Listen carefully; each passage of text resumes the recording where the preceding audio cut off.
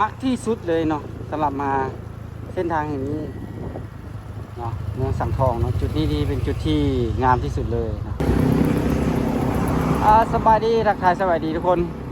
โอ้บริโภคคลิปนี้ถือว่าโดนแล้วเนาะหลายทิศหลายเดือนแล้วอันนี้ก็จะเป็นคลิปแรกเนาะที่เรามาโพสต์หลังจากห่างหายไปโดนเติบเนาะคลิปวิดีโอนี้เราสี่พาทุกคนขี่รถรับชมบรรยากาศเนาะจากจุดคาพาซ่าเนาะดูหน้าฮอลิเดย์อินเนี่ยนะไปเที่ยวที่หาดสังทองเพื่ออะไรเนาะเบิ่งบรรยากาศกันว่าจะเป็นแบบไหนเนาะบ่ได้ไปจุดแล้วบ่ได้ถ่ายคลิปจุดแล้วก็จะมาถ่ายอัปเดตแล้วก็ถ่ายพาทุกคนชมบรรยากาศกันเนาะว่าจะเป็นแบบไหนแล้วเนาะปัจจุบันนี้เนาะอันนี้ก็กำลังสร้างใหม่ตึกใหญ่เนาะเดี๋ยวจังน้อยมันแล้วนี่จะมาถ่ายบรรยากาศให้เบิ่งอีกตามรูปภาพมันก็ถือว่าตึกใหญ่เติบได้หรูหราเนาะ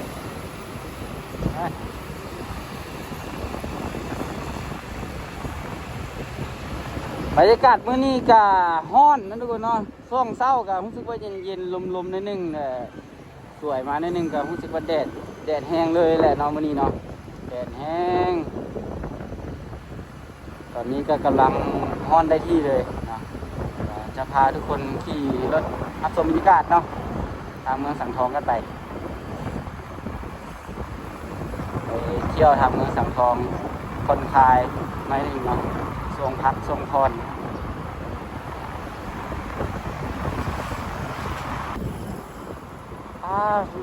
รถบรรทุกหลายแถวนี้นะ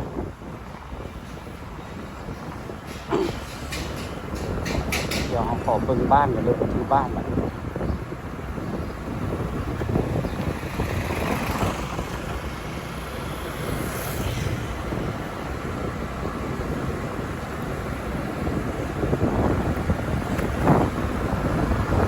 โอ้นี่ห่างจากบ้านหนองดาที่เขาสายเราติดบ้านหนองดาเลยที่เขากายบ้านหนองดายังรถไม่เอี่ยมเลยเพื่อนมาลองรถได้น่ะทีมงาน2 คนเนาะลองรถใหม่กระทอดไม้ใหม่บุยป้ายเลย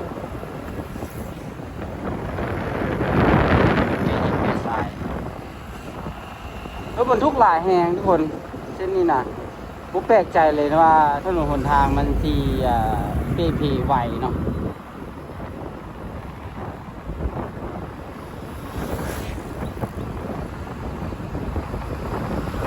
รถบรรทุกมันก็หลาย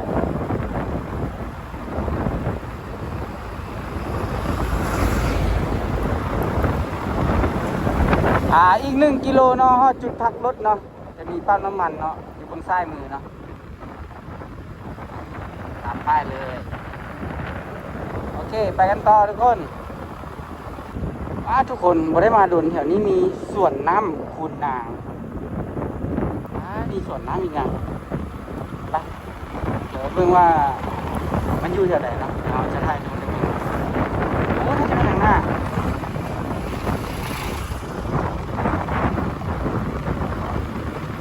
โอ้ยมันเสาแต้นเสาไฟฟ้าเนาะเสาสัญญาณเนาะเข้าทางนี้ไปสวนน้ำคูนางน่าจะเข้าอยู่เลยเข้าไปประมาณ500 เมตรทุกคนเข้าทางนี้เด้อทางโรงเรียนเวียงจันทร์เรียนกอรี่โอ้แต่ว่าทางเข้านี่เป็นทางดินแดงอย่างเติบประมาณ500 เมตรทุกคนเข้าไปตอนนี้เราอยู่กันที่หน้า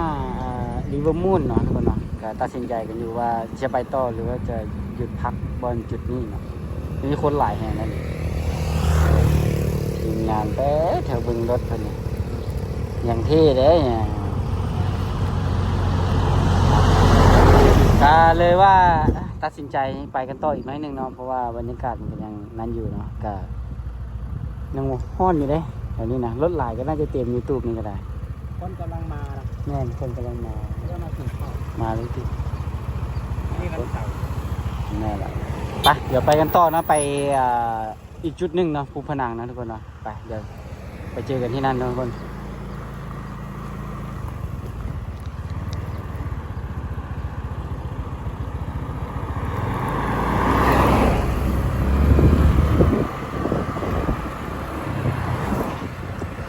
ธรรมชาติงามหลายทุกคนปัจจุบันนี้ก็เริ่มมีคนมาสร้างมาสายอยู่ทางเส้นนี้ก็ถือว่าหลายเนาะเป็นแหล่งท่องเที่ยวกับเป็นแหล่งทำมาหากินโอ้หลายเนาะเป็นแหล่งพักผ่อนอย่างที่ไหนเนาะก็มีซื้อขายดินก็หลายเนาะขายดินก็หลายแล้วก็กำลังบูรณะกำลังสร้าง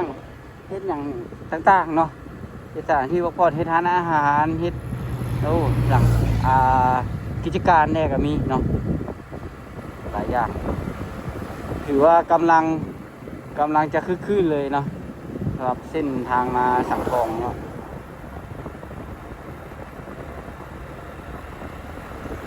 โรงงานแต่ไม่เห็นไปทั้งหน้าที่นั่นเป็นโรงงานที่นี่สวัสดิ์สมบูรณ์ขนาดไหนดินประกว้างเงินตู้แบบนี้คักสุดเป็นแหล่งพักผ่อนย้อนใจอันนี้ก็หากระเฮ็ดเลยนะคนออกมาตะกี้บ่ได้เห็นเริ่มเห็น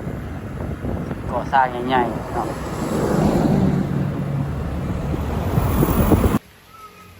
ตอนนี้เราก็มาจอดพักรถเนาะก็พักห้อนมาเส้นซะเนาะอยู่ที่วัดหนึ่งก็วัดปลาบึกก่อนวัดหนึ่งก็มันมีปลาบึกตัวใหญ่ขนาดนี้นี่คนเนาะนี่ปลาบึกนี่นะพักเลยเนาะผมเย็นคักดีเนาะนี่อันนี้ก็บรรยากาศภายในวัดเลยเนาะนี่ถึงงั้นผมแม่นนกอันปลอมนะนกแท้เลยทุกคนจอมบนหัวพญานาคคุณนกอยู่ถึงคุณ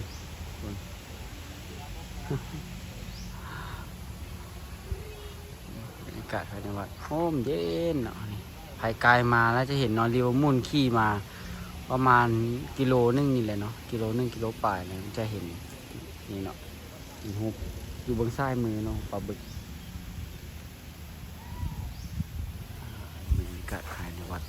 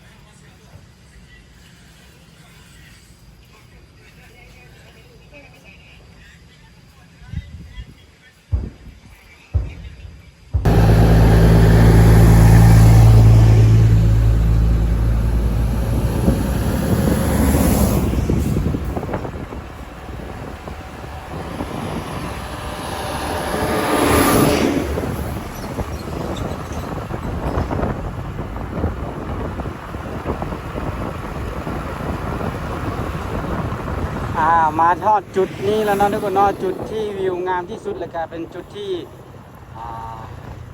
มักที่สุดเลยเนาะสำหรับมาเส้นทางแห่งนี้เนาะเมืองสังทองเนาะจุดนี้เป็นจุดที่งามที่สุดเลยนะวิวทุกคนป้าจบ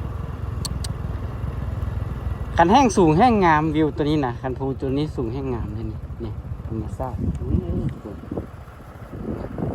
วิวโคตรงามเลยเนาะม้าสังทองนี่จุดนี้นี่โบอยากพลาดเลยเนาะจุดงามที่สุด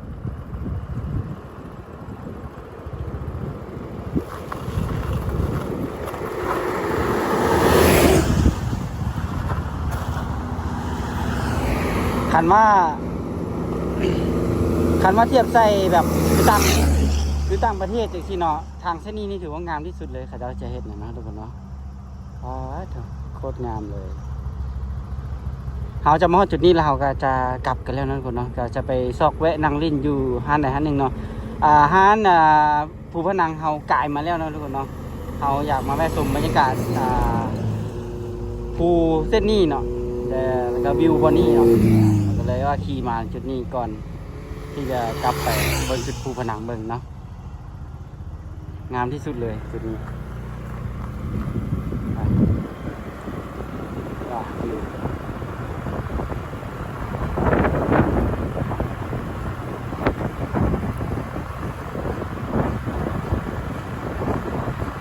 ชาวเมืองสังทองยินดีต้อนรับผ่านอยู่ต่างประเทศเลย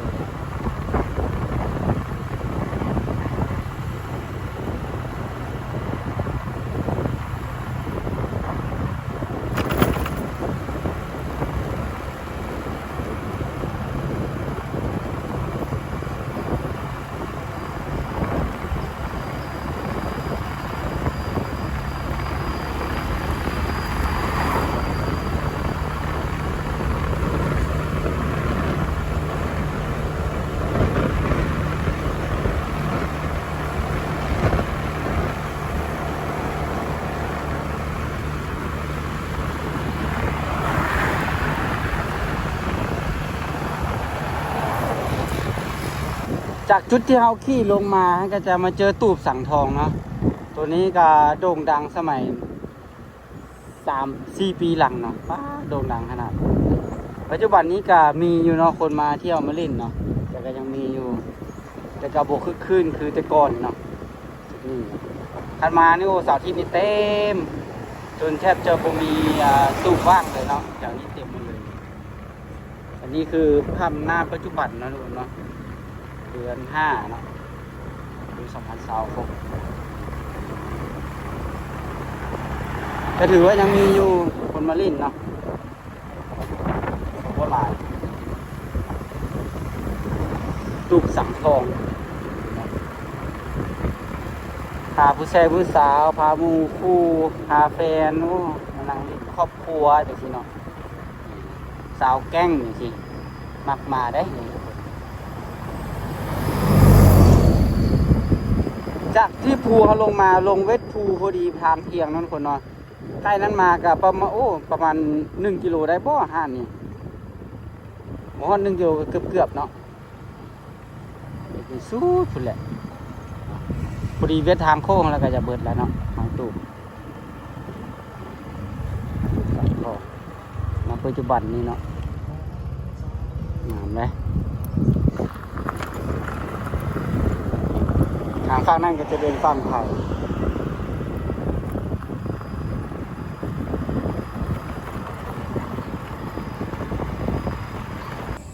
อันนี้ก็จะเป็นภาพบรรยากาศยามค่ำคืนอยู่ริเวอร์มูนทุกคนเนาะตอนนี้เราจะบ่ได้เข้าไปทางในเนาะเราจะถ่ายไปทางนอกให้ได้เบิ่งเนาะถ่ายทางลงไปเนาะก็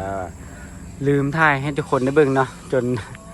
กินข้าวแล้วจึงได้ถ่ายทุกคนได้เบิ่งเนาะก็เลยว่าบ่ได้เห็นบรรยากาศเนาะแค่เห็นน้อยนึงเนาะก็ลูกค้ากับม้าหลายด้วยคนเนาะต้องค่ำนึงชี้แห้งหลายเนาะคนเต็มเลยริเวอร์มูนนะทุกคนเนาะ